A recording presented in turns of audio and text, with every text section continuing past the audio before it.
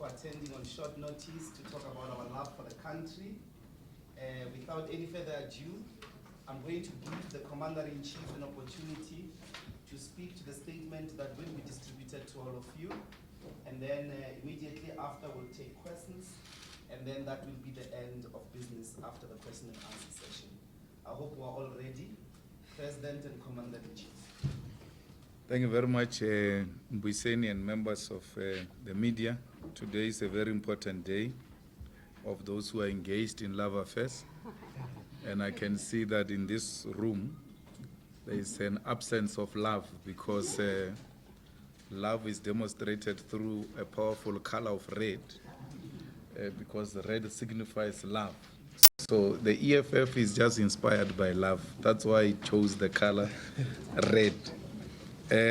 We just called this press conference to tell our people that we are not going to be debating the Zuma speech because it is not worth our time. We have taken a decision after the Constitutional Court to engage in two forms of protest against Jacob Zuma's occupation of the highest office. And that form, amongst others, include protest action and boycott of President Zuma. Many people argue that President Zuma was elected by the majority and that the EFF is actually in contradiction with what the majority of our people have voted for, and want to put it on record that that is not true. We are on record accepting the results of 2014 and 2016. We are on record accepting the election of Zuma as president by parliament, because it's not true that our people elect the president. The president was elected by parliament. And when the outcomes of the elections were released, I even took an effort of calling President Zuma to congratulate him, because that was a sign of respecting the democratic outcome. But even if you get the majority, you still have to subject yourself to the Constitution, because ours is not a majority democracy. Ours is not a legislature democracy. Ours is a constitutional democracy.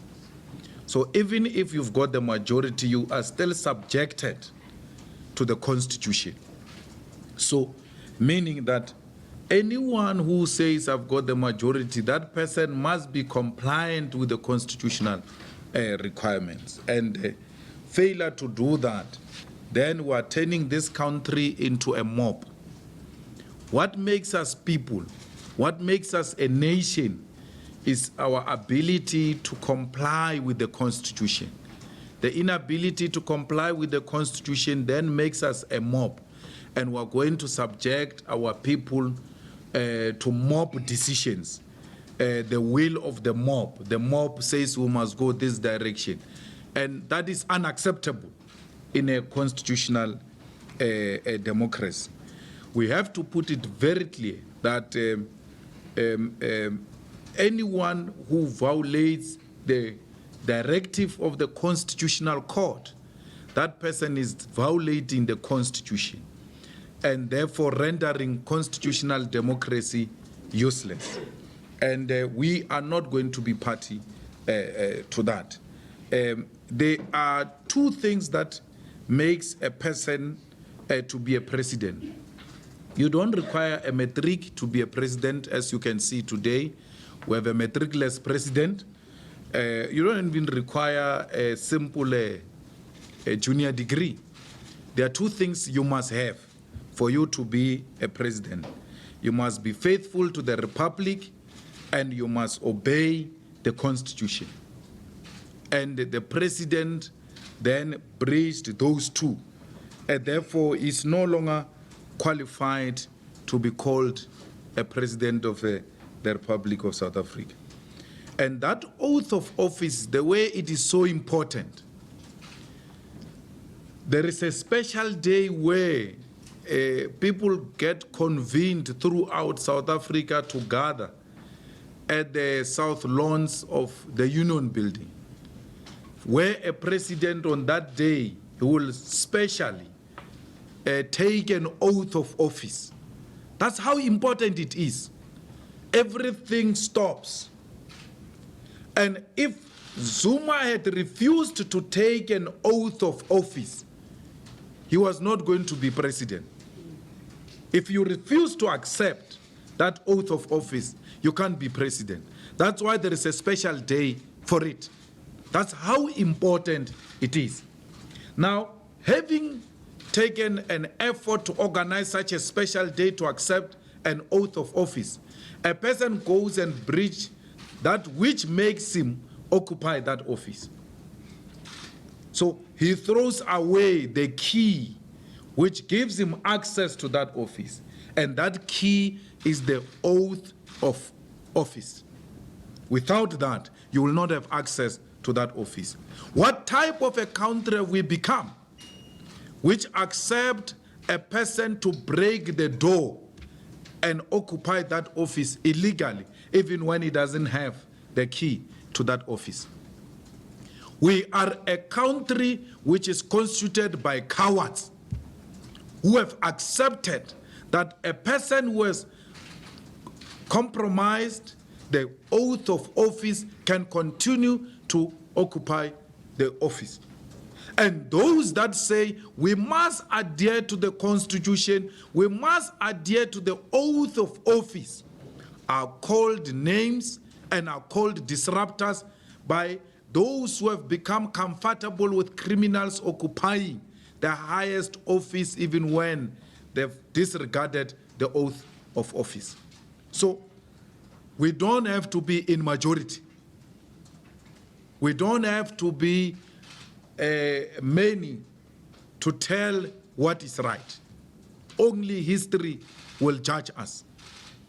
Today, people who break the rules of parliament, they get beaten up, they get chased out of their house to an extent that the Cape Town court has actually given those people a go-ahead to do what they are doing there. The courts have agreed that you must be beaten up, you must be taken out in a manner in which we are being taken out. For simple thing of breaking the rules of parliament, we don't agree that we've broken any rule. We think that that which we are doing is within the confines of the rules of parliament. But for argument's sake, those who break the rules, they get beaten up. Pregnant women get dragged out of the National Assembly. The most sick people who have serious diseases get beaten up and removed out of parliament for breaking the rules. Okay, what happens to a person who breaks a constitution? Because for simple rules which must be subject to the constitution, you get beaten up, you get dragged out of parliament, you get subjected to all manner of humiliation. What happens to the one that breaks the constitution? Because these rules are nothing but a subject of the constitution. That is the question South Africans must ask themselves. No, they must be taken out. They are breaking the rules of parliament. But what happens to the one that breaks the highest law of the land, the constitution? And it is not me and you who have said he has done that. The highest court said he has done that. Sober judges have said he has breached his oath of office and therefore violated the constitution. What happens to that? You are so prepared to protect an individual that has breached his oath of office and the constitution, and then beat up those who are exposing that and remove them from parliament and leave the crook to stay in parliament and to continue to violate the constitution. And you don't only do that, you do that also by violating the constitution. You bring in police in white shirts. They masquerade there as parliamentary protection services. We captured them, they were in baggies of the police when they got dropped. There is a guy who comes from VIP Protection Unit, Mapumulo. Mapumulo, we have sent a picture of Mapumulo to IPIT. He's in white, he's in the VIP Protection Unit, pushing members of parliament out of parliament against the Constitutional Court decision that says police are not allowed. Parliament continuing to violate the Constitution. And every South African is happy, every South African is celebrating that and condemning those who are saying this is wrong. Those who are saying this is wrong get condemned, they are disruptive, they are disrespectful. You are so comfortable to live with a lie and you are so scared of the truth. The truth remains the truth. It doesn't matter how it is told. It is the truth. The man has violated the Constitution. Parliament did not do anything. In the same way he was violating the Constitution when he undermined the public protector, Parliament didn't do anything. Parliament was supposed to take him through an inquiry or through some impeachment processes. After the Constitutional Court, still Parliament didn't do anything. Parliament was told by the court, don't bring the police into the assembly. Parliament brings police into the assembly in direct violation of the Constitution. What constitutional democracy are you talking about? What constitution are you talking about? Who abides by that constitution if Parliament, which is supposed to be a custodian, a protector of this constitution, is in a permanent violation of the Constitution? So all of that gets to happen here in South Africa. There is no protest tomorrow. The highest protest you can have is Twitter. Hey, this is wrong. And then go from there, go and sleep. How can you have a country like that? How can you have a country where people are so comfortable with such things? Have we given up and surrendered our freedom into the hands of politicians? They must do as they wish because we as citizens, we are powerless. South Africans will have to take a stand. When we say to Parliament and to South Africans, these presiding officers are biased. These presiding officers are partisan. They think we attack women. Feminists say, no, EFF males attack women. But Zuma is not a woman. We attack him. And presiding officers, we don't care whether the female is sitting there or a male. We still attack them if they're not compliant with the rules and the Constitution. Listen to what presiding officers do.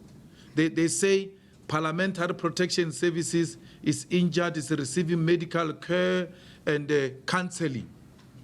They've never said that about members of parliament who are beaten up, traumatized, hospitalized, admitted. They've never organized trauma counseling for them. They've never organized any medical care for them. Why? Because they are not members of the ANC. Members of parliament, in the eyes of those presiding officers, is members of the ANC. The rest of us are animals who deserve to die. And when we stood up to tell Baleka that you must protect all of us, we must enjoy protection from you as a speaker, as members of parliament.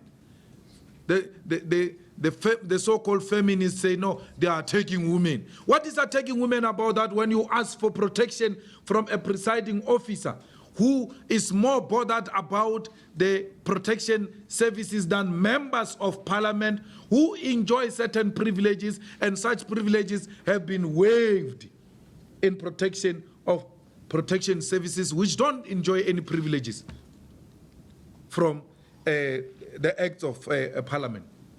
So they do that because they are partisan, they are irrational, they are not reasonable, and they do not care. So we are now taking the matter to court to have Baleka compelled by court to discipline Zuma. Yes. Because the Constitutional Court was not going to say to us, discipline Zuma or remove Zuma. They just said to us, yes, done wrong things. What happens next is for Parliament to institute impeachment process or disciplinary action to take further the decision of the Constitutional Court. The Constitutional Court can say this person acted unconstitutionally and it ends there. Nothing happens.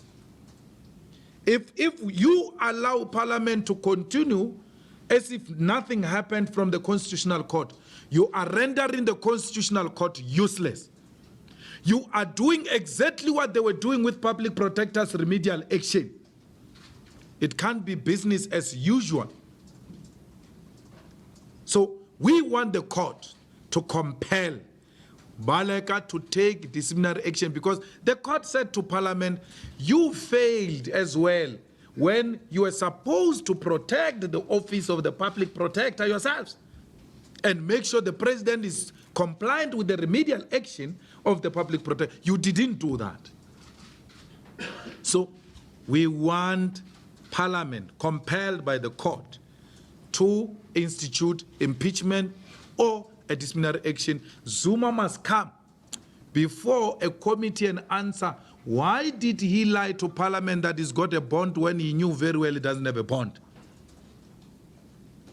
Zuma must come and answer that question. And all of those things that he misled Parliament with. Now, we've taken a decision to approach the Constitutional Court directly on this matter and not go through the lower court, because these are Constitutional Court implications.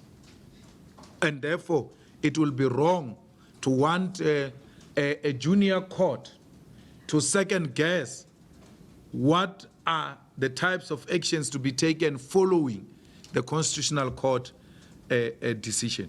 So we are going back to the Constitutional Court to get that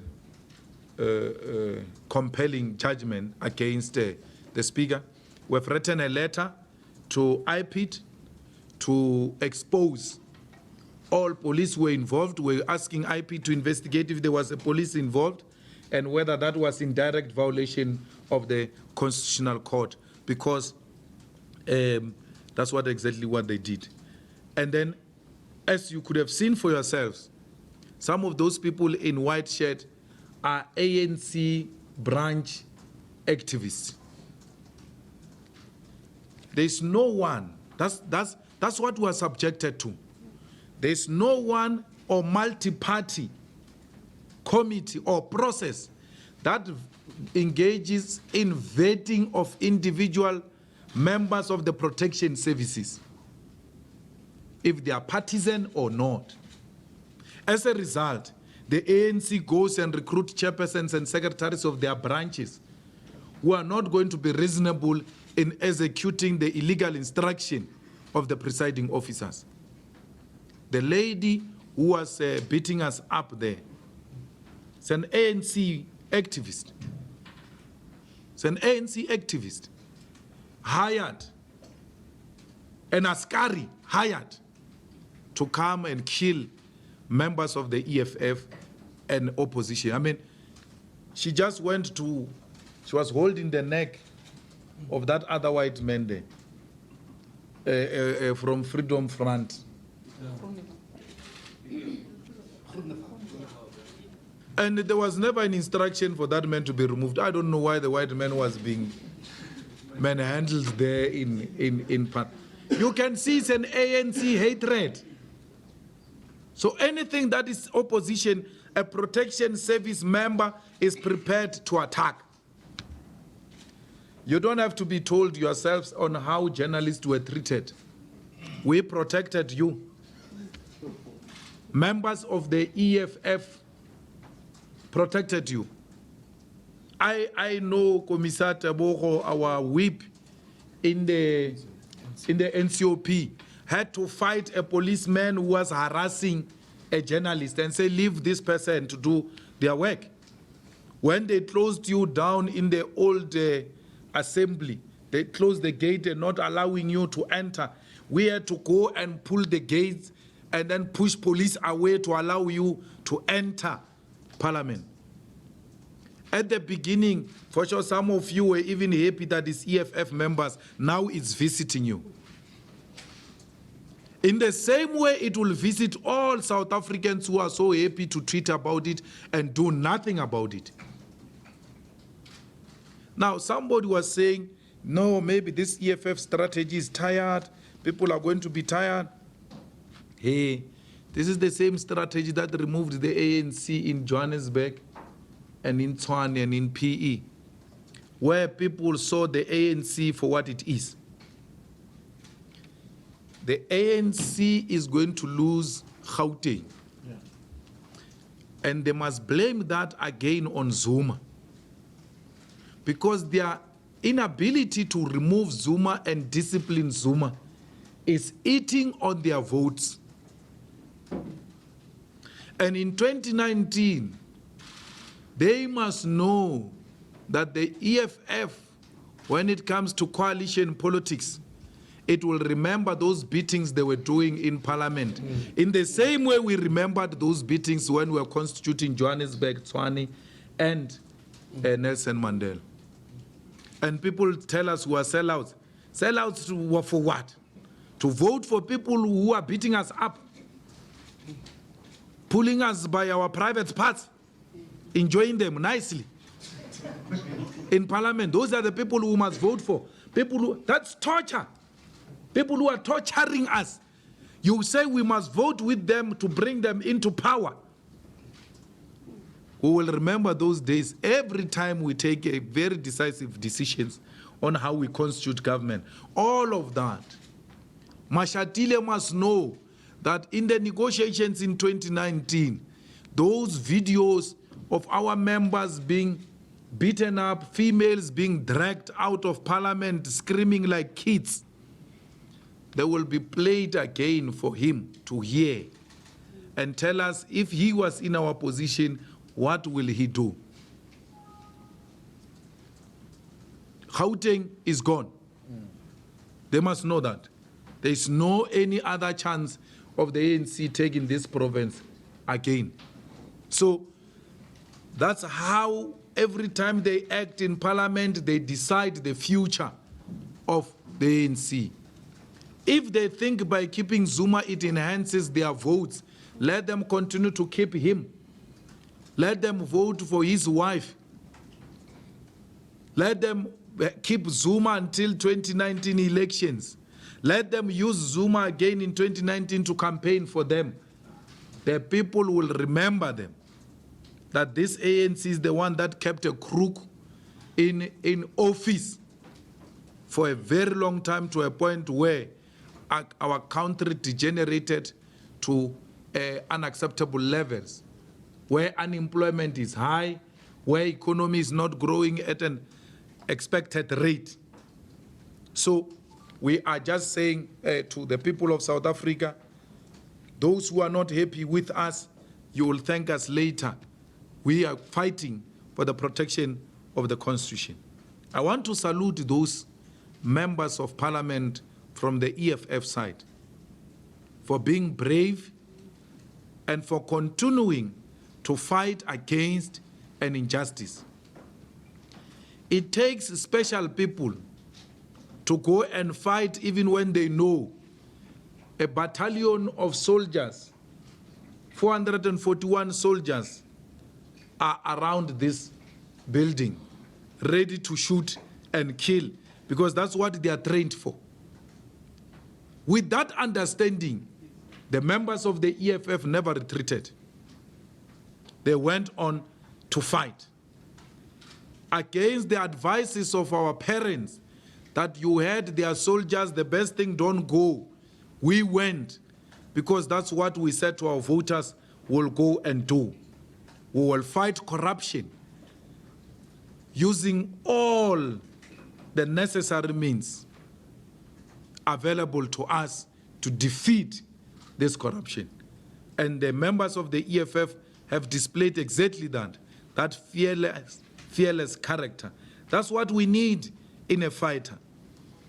You don't have to surrender and be intimidated by the ruling elite, which is stealing money from the public purse.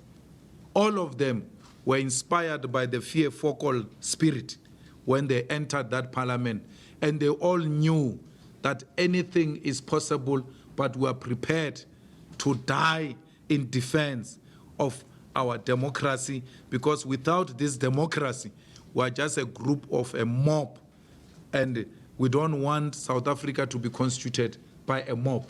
We want a nation. We want the people, not a mob. But without a constitution, we are a mob. And therefore, it is only gangsters that prevail when we become a mob. Thank you very much. Thank you, Mr. President. Okay, lovers, let's take pens. I'm opening for a round of hands for questions. I'm going to start with Aldrin. Number 1, Natasha, number 2, number 3, number 4, number 5. Please do repeat where you come from before you pose your question. Let's start with number 5. My name is Baldwin Lava from Independent Newspapers. I just wanted to find out, except from the Mr. Mapumulo that was identified, how many other people have you identified that are from the South African Police Service? Number 4. Chulasis Wasemelane from ENCA. Just also on the people that you're saying were in the lady that you described as an askari hired to kill EFF members. Do you literally mean kill, or is it a manner of speaking, and what proof do you have that this person was hired to come and do this?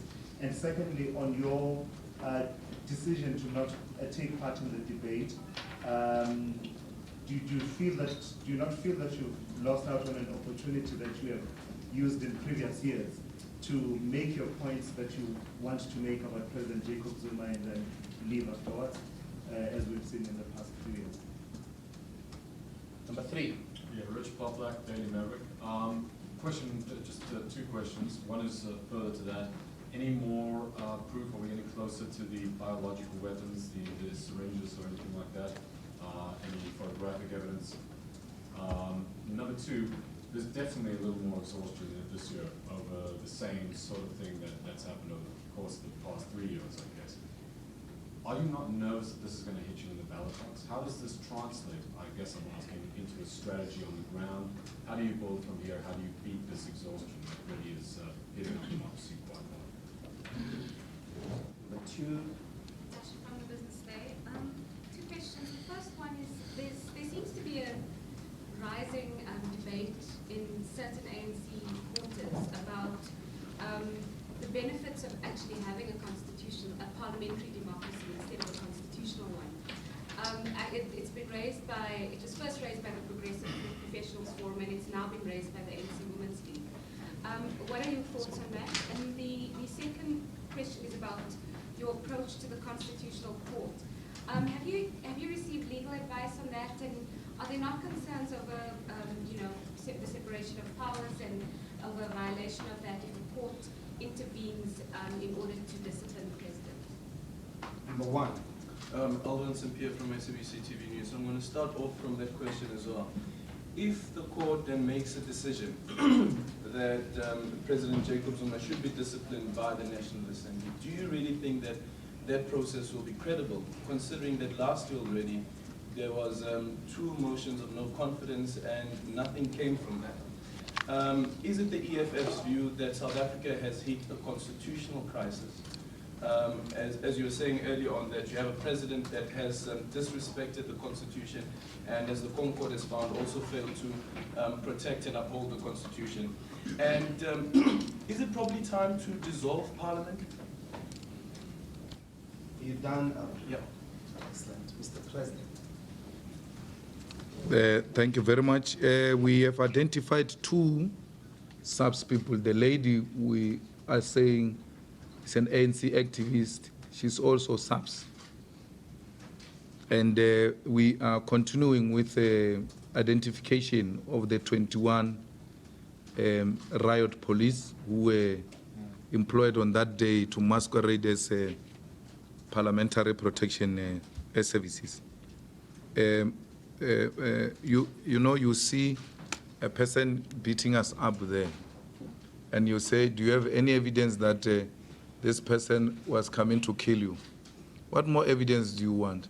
You think when a person beats you up, he gives you life? He's feeding you life?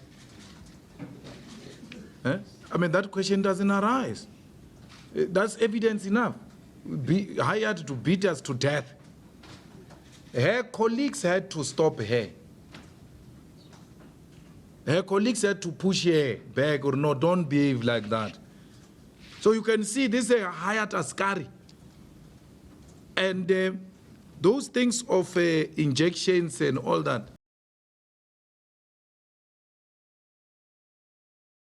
assembly, that those guys have got injections and cable ties to use against EFF members. So by exposing them, then you expose the plan, and then they retreat from the plan. So our best available weapon is just to speak about it publicly, so that if it happens, then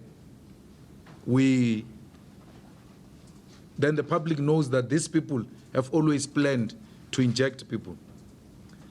The injection is not going to happen like when you go and inject flu in the open, like we are now injecting you. As they push, I was on the floor. They pushed me down, and then 4 or 5 of them came on top of me. So as that happens, that's when you get injected. And as a result, we've now instructed that all members of Parliament of the EFF must go for blood tests. Because how the Secret Service works is that you cannot be injected and then you even know that you're injected. So because we were warned, we even got subsequent to that and advised that we must go and do blood tests, all of us, so that we are sure that none of us is actually injected with those biological weapons of Jacob Zuma. So everything we say, they do it. And the people who are giving us information, they've proven to be reliable. They've proven to be reliable. So that's why we know that it is true that these people had an intention to inject members of the EFF with slow poison. We said to you, police are deployed there. Today we are giving you a name of Maphumulo. Maphumulo, who was a PA of Ngungubel, and then joined SABC. So we don't just talk, because these people who are feeding us with information, they too are in the parliamentary protection services. And they are not happy with how things are being conducted at that level. My brother, same difference. Whether we go say this at the platform in Parliament or we say it here is the same. The difference is that in Parliament we're going to be shouted by those ANC hired hooligans and for voting kettles. What is the difference?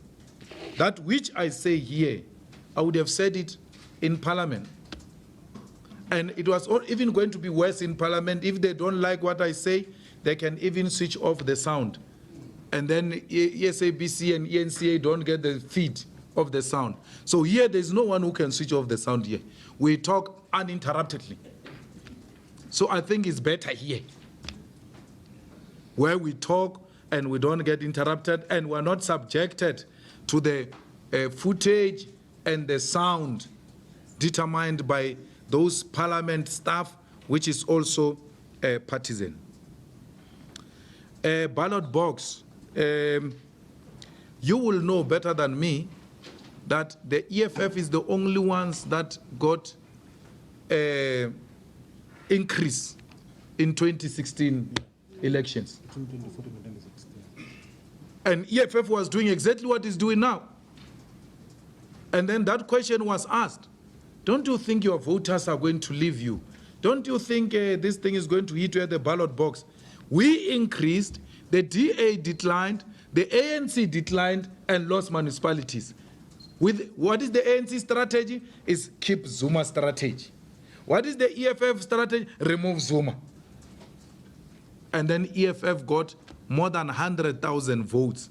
And then DA declined by almost 200,000, and the ANC by more than 3 million. And if you want to talk strict electoral politics, EFF increased by 1.2 million. Because EFF was not there in 2011. This was their first election. So if you say this strategy didn't work, it's going to hit you at the ballot.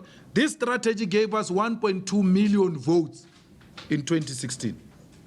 So the narrative that says this strategy is not working has actually been proven scientifically through the results of 2016. It's not emotion here. It's not emotion, it's science. There is a proof. We can provide it to you. It's available on the website. You can go and check it there. And we're going to intensify on this strategy, coupled with intensifying the building of branches as the year of the branch this year, in preparation of taking over Gauteng in 2019 and taking over South Africa. Well, parliamentary democracy doesn't come from the Women's League and professional Jimmy Money Stockfell. It's a Gupta thing. It says Gupta sponsored view, and it will not work in this country. It won't work. I can tell you now. The Women's League is bought, Shem. They bought it. You know, I still try to make sense of what happened. All right? These people go and tell Baleka that you are going to be a president. They tell her that. Then she goes and slaughter cows there. The mistake she committed, cows you slaughter after, not before. So she goes before to slaughter cows and call family and all that, and then announces that I'm going to stand for president, I've been approached, wara wara. No problem. Right? Boom, they change. They say they want Nkosazana as president. They don't go back to tell Baleka that there is a change of heart, right? But I asked them, because I know some of them, what changed between telling Baleka and choosing Nkosazana? What changed in between?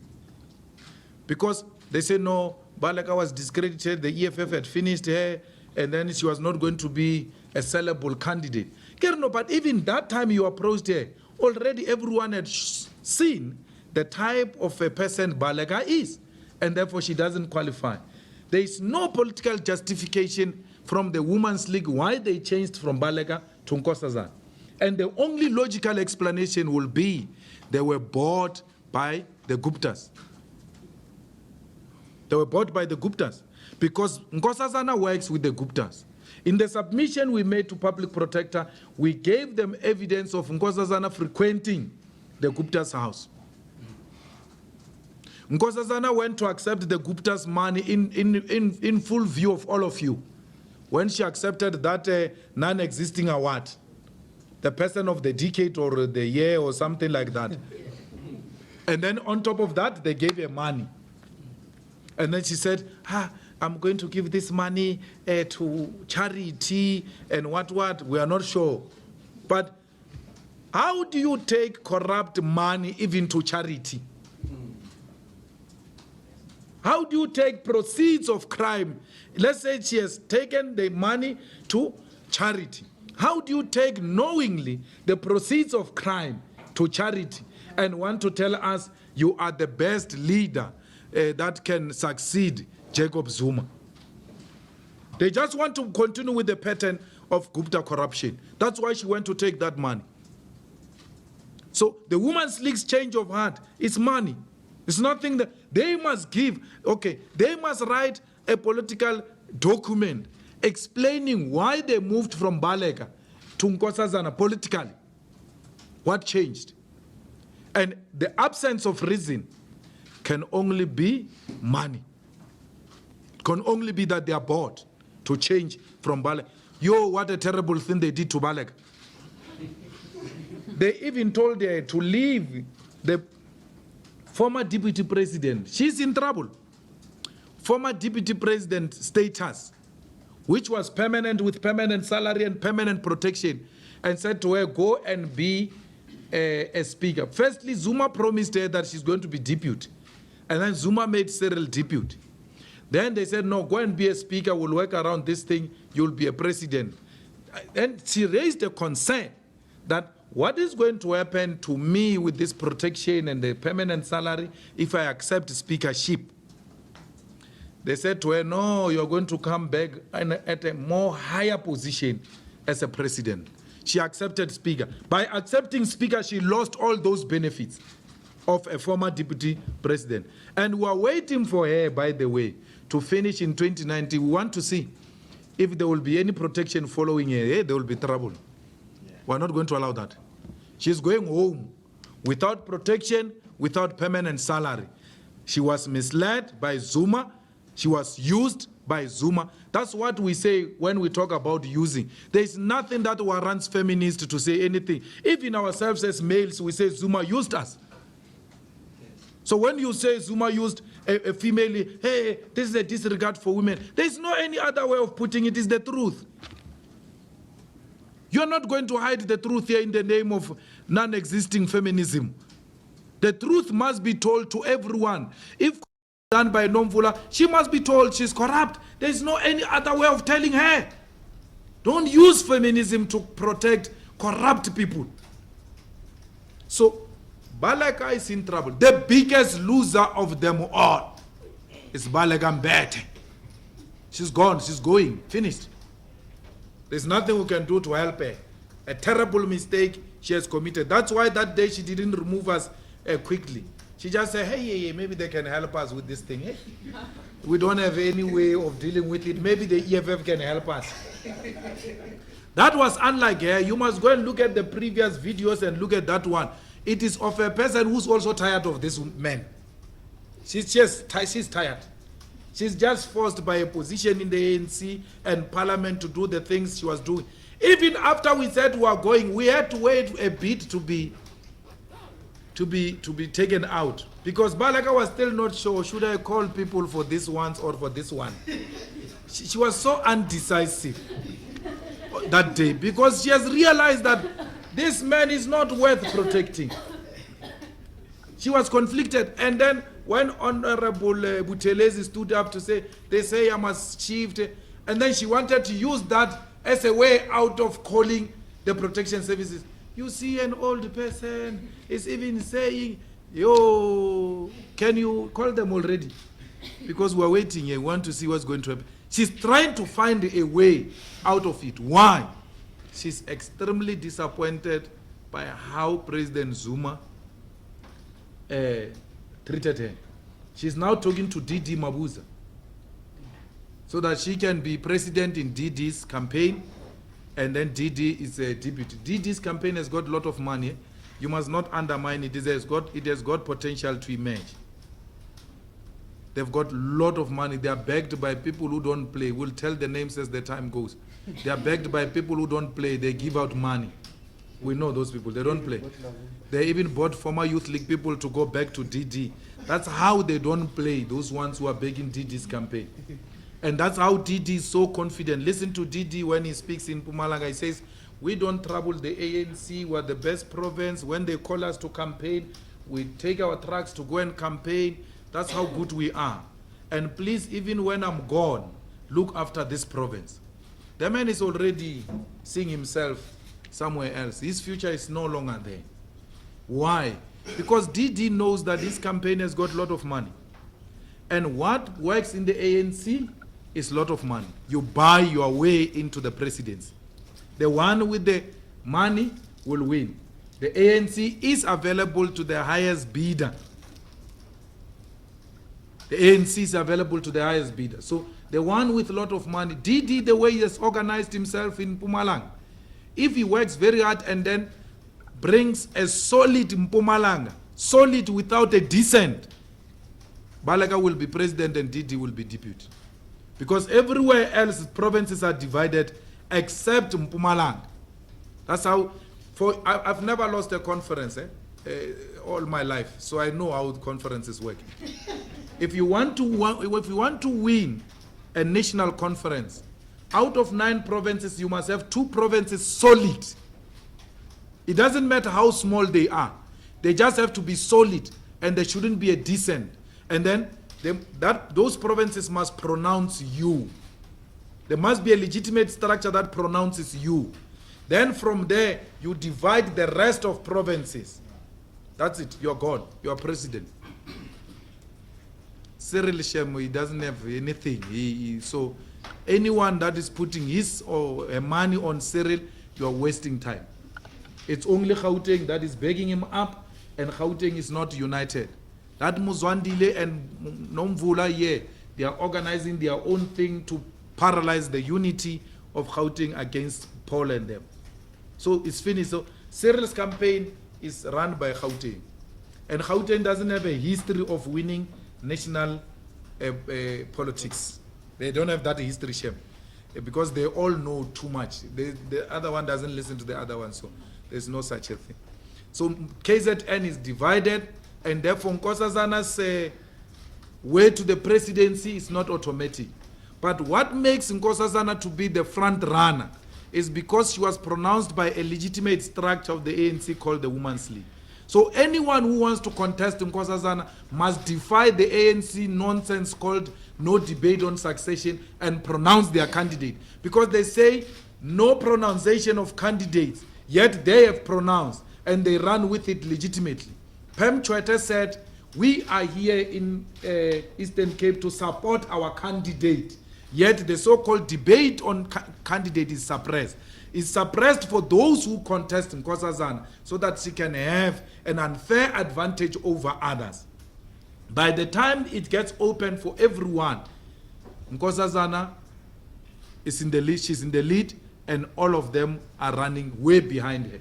So you want to win, one structure which is opposed to Nkosazana must legitimately pronounce in defiance of that so-called no succession debate and then run with their candidate. That's how they are going to emerge. That one was not EFF position. I was just playing my role as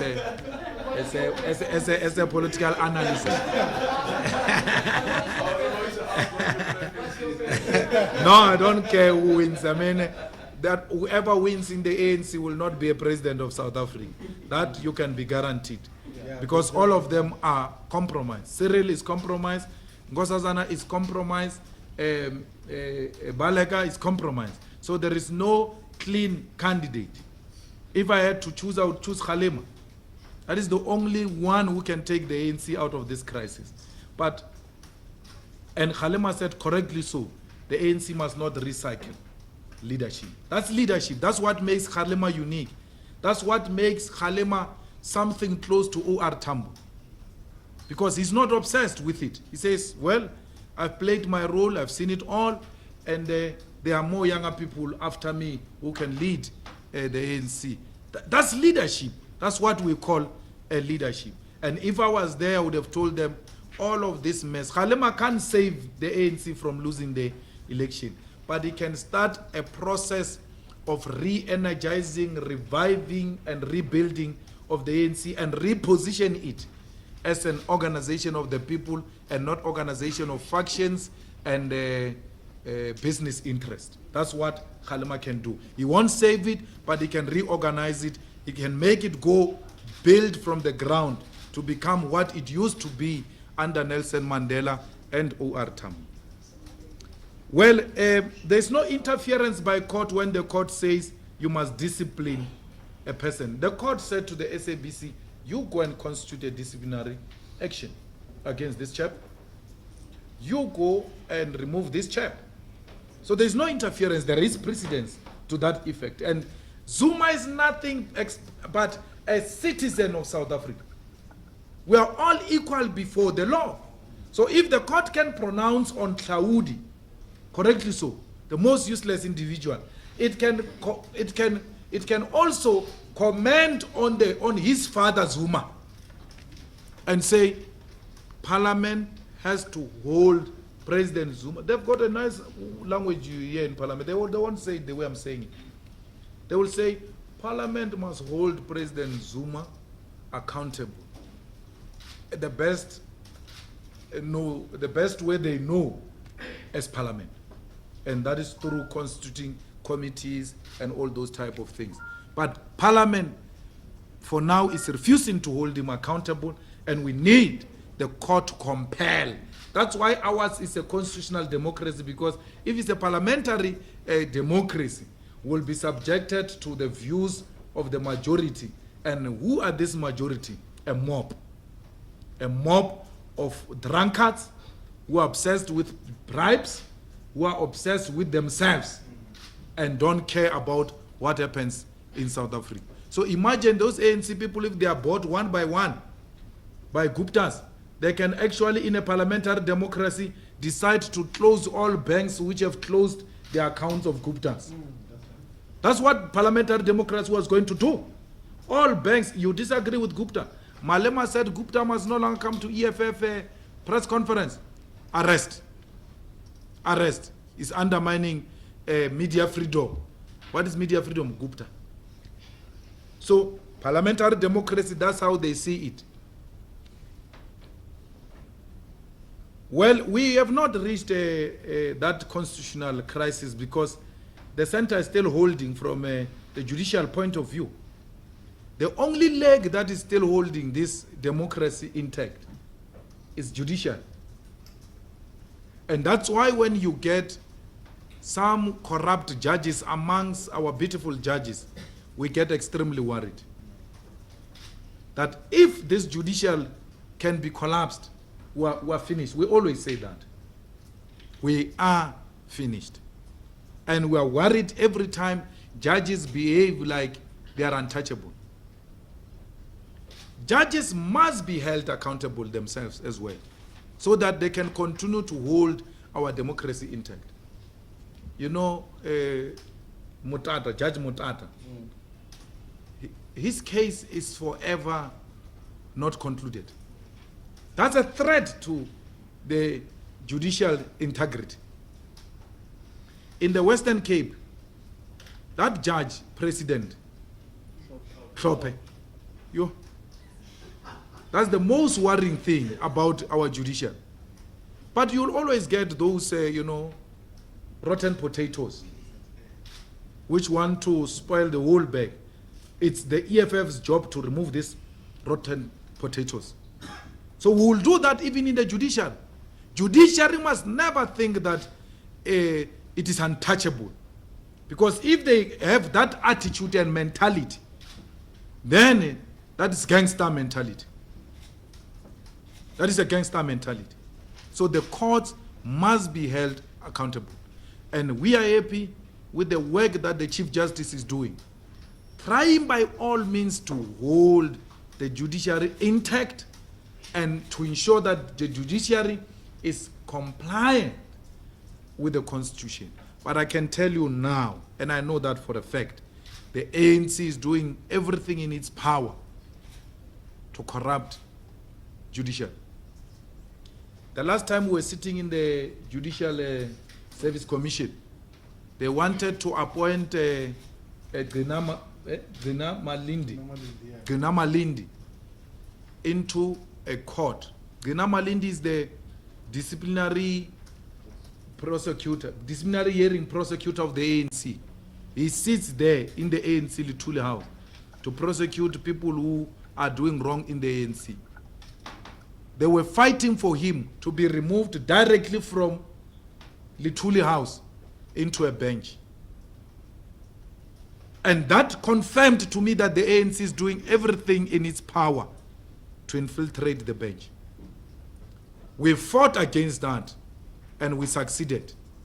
Because that is our job, to expose the ANC's intention to destroy the judiciary.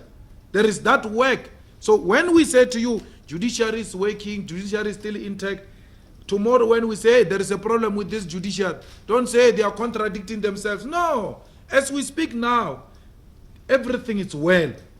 But there are worrying tendencies by the ANC to try and infiltrate the judiciary and undermine the independence of the judiciary. And once they do that, we're gone. We're finished. Parliament must dissolve. If Parliament is unable to discipline Zuma, in the same way it was found to have failed to hold Zuma accountable when he defied the public protector's remedial action, then we must go to an early election. Because it means this Parliament has failed itself to comply with the Constitution. How do you hold others accountable when you yourself are not in compliance with the Constitution? In any democracy, a working democracy, Parliament would have dissolved and then called for early election, because that judgment by Constitutional Court is not a child's play. I can tell you now, I would have resigned by now in Parliament, because my interest is to go and build the EFF on the ground. I've asked the leadership, release me from this thing of Parliament to go and work the ground. But my worry is that if we leave that Parliament, these people are going to do as they wish there, and they won't be challenged. We want members of the EFF Parliament to spend most of their time on the ground building the structures of the EFF. But we cannot leave that Parliament, because the signs are clear that these people want to destroy this country. They've destroyed the functioning of Parliament, they destroyed the executive, they want to finish the judiciary. So we are there to guard against such tendencies. So we must focus on defending our democracy, and generations to come will thank us, because it can't be, guys, it can't be South Africa that after such a Constitutional Court ruling, you all don't see anything wrong. No, man. All right. I'm going to attempt the last round, and I'm cautioning everyone. They won't be the last round. They are fine. Popular keeps some shares. Plug is fine. Are you fine? Okay, 1, 2, 3, going once, 4 and 5, 6, 7, closed. 7 Number 7. Samuel myself from Jakarta. Mr. Malema, you mentioned that when you drive out somebody who's very sick in Parliament and another woman is also pregnant, who's that very sick person with the disease that you're referring to, and who's the pregnant lady? And you still consider leaving Parliament and being on the ground with the people, and leaving the deputy president of the EFF in Parliament. Thank you. Number 6. Thank you, Tidi Media from News 24. Just 2 very short questions, and a little bit not related to Parliament, but the love of South Africa, I suppose. What do you make of what's happening in Johannesburg? I've been looking at the ANC statements around Anthony Still and City Powers investigations. I just wanted to know if you've watched what's happening around there to the ANC, the GA, your opinion on that. And secondly, seems to be tension brewing again between the ANC and the EFF around Rustenburg, around Marikana. I understand an EFF activist has been in custody since December. I just wanted to get your thoughts on that as well. Thank you. Number 5. Since we have to get a component, I wanted to ask you about this collaboration that you are on. I understand that as you also indicated that the Concord was deliberately not explicit about, Zuma and taking his office.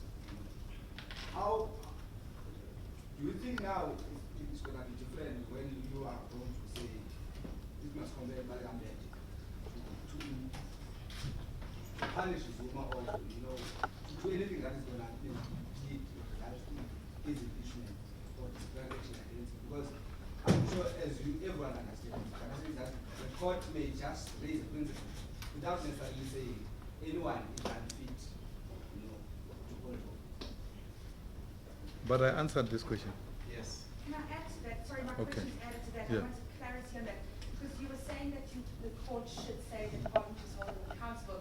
And do you not need the court to be more specific, to say that Parliament must take disciplinary action or Parliament must impeach him? Because like Sabiwe said, the Constitutional Court judgment didn't necessarily say, didn't say he broke his oath of office. It said he violated the Constitution in the way he handled the report. We have obviously, because breaking the Constitution violates the Constitution, is violating, you know, it's a principle. But don't you need it to be very specific? And don't you need to ask them to be specific when making a ruling on this? CIC interested in will Pravin give Where are you from? Moses from the Inner City Gazette. Inner City? Gazette. Will just from you with what you told us about what's happening in the ANC, yes or no, Pravin will give us a budget speech next month. And number two, was the EFF in Johannesburg consulted on the reshuffle that Mayor Mashala did today? Alvin Simpia again from SABC TV News. With regards to the EFF's participation in Parliament where the President is involved, what happens in cases where bills are being debated and then passed and they're being voted and eventually it is the President who has the final say on assenting the bill or not? Where does the EFF stand with regards to that?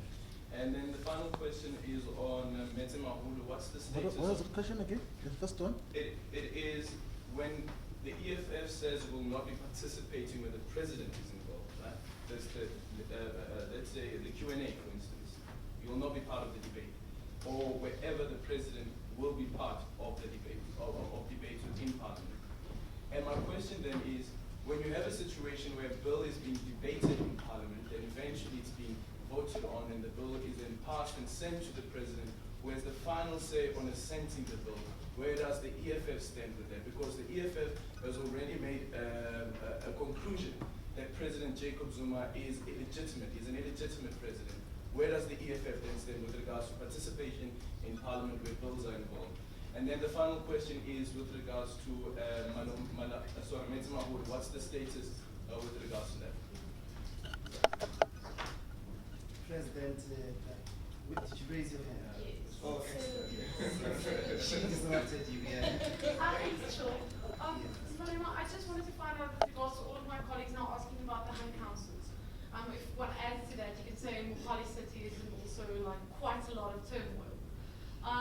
Do you think this, in terms of the minority home councils that it's currently working, do you think there should be something differently done in terms of this? Because Tshwane, like Mohali City, there's issues. And then, how far are you in terms of the plans with regarding that you spoke about last time with regards to removing the new public protector? If you could elaborate on that, please. Thank you so much. Thank you, President. About the SIG, I think the question is unfair, man. You want me to now publish the health status of individuals? It's never done. Not even doctors can do that. So if they want to reveal their situation, they will really share with that. But all I'm saying is that a caring government would have said to parliamentary protection services, be careful how you handle those members of parliament, particularly females. Because what if there is a pregnant female? You know, when I was, when they dropped me on the floor, I could hear a voice of a female screaming, looking for help. And what if that was a pregnant female? So a caring government, particularly parliament, about its own members, should have actually advised those parliamentary protection services. So you can see that the parliamentary protection service is actually being encouraged. Because if they were not encouraged to do those things, they were not going to conduct themselves in the manner they're doing. You know, we're not involved in a coalition with DA. And we don't even know what's happening in Johannesburg. We get that through the reports, monthly reports of our party caucus. So if you say reshuffle has happened today, so it means we're going to get the report end of February. But we have nothing to do with it, whether Mashaba reshuffles and makes them to go into a ceiling or come down. We're not interested in that. We're not party to that. He doesn't have to consult the EFF. The EFF is not party to any coalition with DA. So Mashaba doesn't owe us any explanation.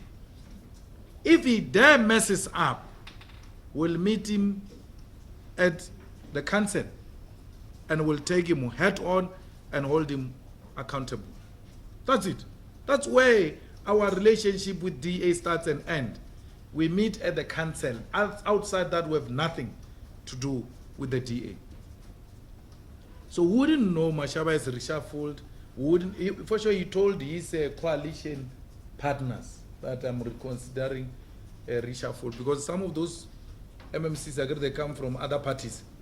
So obviously, we'll have to consult those parties, not the EFF. Because in the first place, you never asked the question, did Mashaba consult you when he appointed the mayoral committee? You never asked us that question. So why do you ask us if Mashaba has told us when he's removing his cabinet? It's his cabinet. He never told us when he was appointing it. It's not telling us now when he's removing it. So we're not involved. So we're not interested. The only time we're going to get involved is when he tries to run down that seat. Then he will have a problem. City power, all that. The only thing we had was that he's taking those entities back into the municipality. They are no longer going to be independent, and we're very happy about that. It is in line with the EFF manifesto. And then I was told that SAMU has got a problem with Mashaba dissolving those entities. And I was like, oh, how can a union have a problem when workers are now coming to work for government? Because that's what unions are asking for all over the world. But I'm happy that SAMU has written a letter to the EFF in Johannesburg to ask for engagement with the EFF. And we'll engage further with SAMU on that thing. Because the only principle ourselves and SAMU must develop is that in the process of integration of those workers from the entity into the municipality, no single worker should lose a job. That's what Mashaba must know. Because if workers lose jobs as a result of integration of those entities, then we'll have a problem. But it is the EFF that said we need to close these entities and get these people employed directly by municipalities with benefits that are available to the municipal manager, municipal workers, all of them. If municipality gives a medical aid to it must give a medical aid to a cleaner. Those are the things we said needs to happen. And Mashaba is doing exactly that. And Soli is doing exactly that as well in Tswan. So there's absolutely no problem. And then let me answer this narrative that there is a crisis in the Hang municipality is not true. It's an ANC narrative and it's not true. Hang municipalities, like all coalition governments, by their own nature, they are not stable and they've got their own problems, like all municipalities. So you must not say this municipality has got a problem because it is a hung municipality. There are municipalities where they are not hung, they are not delivering services to our people. So it's not true. That narrative is wrong. A mayor resigned in Mogale City, a mayor was nicely replaced. In PE, the ANC said it's going to pass a motion of no confidence because they are permanent cowards. When they arrived at the door of the council, they retreated. So what is the problem? There's no problem. Anywhere, there's no problem. There is a Hang municipality in Tabazimbi, there's no problem. There's a Hang municipality in Mudimule, there's no problem. You even mentioned Tswane. There's no problem in Tshwane that I know of. There's absolutely no problem. The problem is service delivery. Soli and Mashaba must move beyond the rhetoric of anti-corruption into tangible program of action where they deliver services to our people. It doesn't mean we don't appreciate the work they are doing on anti-corruption. I want Mashaba to move from license department from dealing with officials to go into the metro police. The corruption at metro police level on the streets there. Mashaba must attack. We want that. You know, I was caught several times in Cape Town by metro police. I wish to live a day where a metro police will ask for a cold drink from me in Cape Town. I don't care if it's DA, but that's South Africa, man. Where there are good things, we must appreciate them. I've never been asked a cold drink by a metro police in Cape Town. Half the time, speed and all those things. Hey, how are you, Chief? I want to show my face. Maybe this guy doesn't see me properly. Hey, how are you? Hey. No, I can see you, Mr. Malema, but you see, we're not going to accept this. No. And it's not just colored officers, even black African brothers. Discipline we see there. It's a discipline we wish for in Tshwane and Johannesburg. Our people are dying on the roads here because of drunkards. Our people are dying on the roads here because of people who don't have licenses. Our people are dying on the roads here because of people who can't control their speed. Yet, people are so prepared to take cold drink in exchange for the life of our people who are on the road. They can hate me for that, but it's the truth. We must not accept corruption, even when it's practiced by junior officials. So the job Mashaba is doing there, you can't organize a march against a man who's rooting out corruption. No, some can't do that. Mashaba, in rooting out corruption, must not undermine a constitutional principle that says they are all innocent until proven guilty. But the effort to root out corruption and subject our people to the rule of law is very important. We must not prejudge them. The due disciplinary processes must take place without bias. Workers must be listened to. Any worker found guilty of corruption must be dealt with decisively and report to law enforcement. We don't care whether they are black or white. This thing that corruption, it has become so acceptable to an extent that even old people speak about it as if it's a morning prayer. That's wrong. That narrative is extremely wrong. Well, President Zuma is a president by default, so we can't do anything. It's like asking us, oh, now that you say he's not a president, but he's staying in Matlabandlovu and the Union Building, what are you going to do? He's a president by default, because they used their majority to undermine the constitution. And we participate in the bill processes. We're now participating in the FICA bill, which he returned back. And we are participating and sending it back. Because he returned it back, the Guptas don't want it. We send to him, hey, you're going to sign.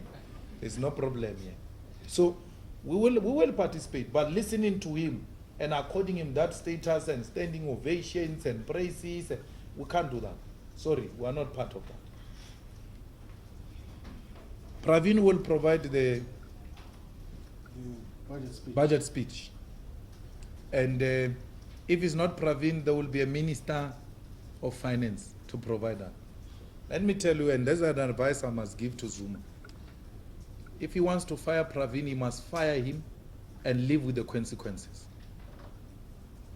He fired Praveen And out of a coward action, he then removed Mtatlanen, and then removed and then put that cloud, and then removed that cloud. He's a coward. He should have stood by his decision. This thing that every time we go to a bathroom, when you are about to enter the bathroom, you are told Pravin is being removed. Hey, what's happening? I know, man. No. We can't be living with that trauma for the rest of our life. If he wants to fire him, let him fire him, man. And we are not going to agree with that. We are going to attack him. We are going to challenge him. But let him be a man enough. Let the ANC take a decision what they want to do with this country. This instability is creating problems for our country. So we need to know what we are dealing with. We need to know what we are dealing with. So we don't know whether we are dealing with Pravin, whether we are dealing with the fired one, Van Rooyen. That's Van Rooyen. Because Zuma says that is the most highly educated person. So in his mind, that is his Minister of Finance. We can't be living like that. So Pravin must not resign. The Pravin sitting there is very nice. Because we want to see what this man will do. Let him take action. And then we'll deal with him. We'll deal with the ANC. We'll deal with him. But this instability is creating in this country is not helping us. Let him decide and justify his decision and stand by his decision if he thinks his decision is correct. But all I'm saying to you is that Pravin will deliver. If it's not Pravin, there will be a Minister of Finance, because government will always be there. Individuals will come and go. So we are not obsessed with Pravin. We're not defenders of Pravin. We're defenders of the integrity of the institutions of the state, particularly Treasury, because the instability of Treasury will put all of us under a serious strain and will suffer. Particularly if he appoints a corrupt fellow like Des Van Rooyen, who's going to account directly to the Gupta family. So even if he does that, it's his own decision, but he must know that it will not be in the best interest of the country. It will be in the best interest of the family, not the country. Well, the public protectors issue, we shouldn't act prematurely. You know, when you go to court, and if you want to remove a person through court processes or to review the appointment of a person through a court process, you don't do hurry. It's not mum pepper happen. You must follow the due process. Make sure you've got watertight evidence. And some of it should not be questionable. One of the questions we need to ask is that for a person to qualify an admission she made, and we can put it through the court, for a person to agree that she has worked for Secret Service SS statistician, Data analyst. Data analyst, is it not a requirement that you must be part of the spook community for you to qualify to work in the spook offices? It's a requirement. You can't analyze the data of spooks if you yourself are not a spook. She must be belonging first to the spy community before she works in the admin of the spy offices. So we've asked the lawyers to check what is the requirement for employment of such people. Because they are all spooks there. I mean, if a person comes to you and says, no, I'm a receptionist at the Secret Service, and then you are going to be comfortable with that person, you're going to ask yourself, oh, how come, man? This one, it means she has worked for the spook community before. And for you to work for a spook community, by the way, you don't have to be full-time employed there. There are a lot of people. Some of them even run restaurants here in Joburg who are on the payroll of spooks. They're officially paid by what is this one called of Matop? The official name of the department? State Security. Yeah. State Security. A lot of guys, yeah, some of them, they call themselves socialites and whatever. They're on the payroll of Matlobo State Security. Matlobo tried to recruit some of my friends as well, himself. Not the recruitment agents. Matlobo himself. I said that in the last meeting. Called some of my friends who are very close to me to his house, and I recruited them so that they can spy on me and ultimately the EFF. So we know these people, because you must have friends as well in the state security for you to survive. If you become a politician of note and you don't know what's happening in the spook world, then you are doomed, because you can disappear tomorrow. From just drinking a simple water from the enemy, water, served in a hotel by a waiter or waitress. So you must know, where are these spooks in these hotels, in the restaurants, particularly where we frequent, and which restaurants are those? Then they will advise you, no, here you don't go. If you go, you can't be served by these ones. Matlobo does recruitments himself in his house. I say that every time in public, and he never says anything against me, because he knows that I'll finish him off. If he says I'm lying, I'll finish him off. He knows I know the truth. We're operatives, some of us, in our own right. Yes, Chief. Thank you, Commander-in-Chief. As an operative, I thank you. As a Commander-in-Chief. Ladies and gentlemen, that concludes the CD of being ambitious. No, I'm talking about Okay. you asked the question about Marikana. I said to you. Oh, yes. No, there is a serious tension in Marikana. It's true. The ANC branches and the EFF branches are at each other's throat. Actually, there was a killing of a person in Marikana as well. There was an attempt on the life of our councillor in Marikana. Actually, at some point, she was not even staying at her home. So we've had to take her through some form of counseling, including sending leadership to give her courage, and then send her back. One of our activists has been arrested, we say Napoleon, charged with Escaping from the police. yeah, all those type of things. And murder. Yes, They're accusing him of murder. Of the death of the ANC. ANC person and all that. So I think Napoleon is going to court. They've been denying him bail. He's going to court now very soon. And we've also sent the legal team to go and represent him. Sidi? No, nothing. That's Oh fine. yeah.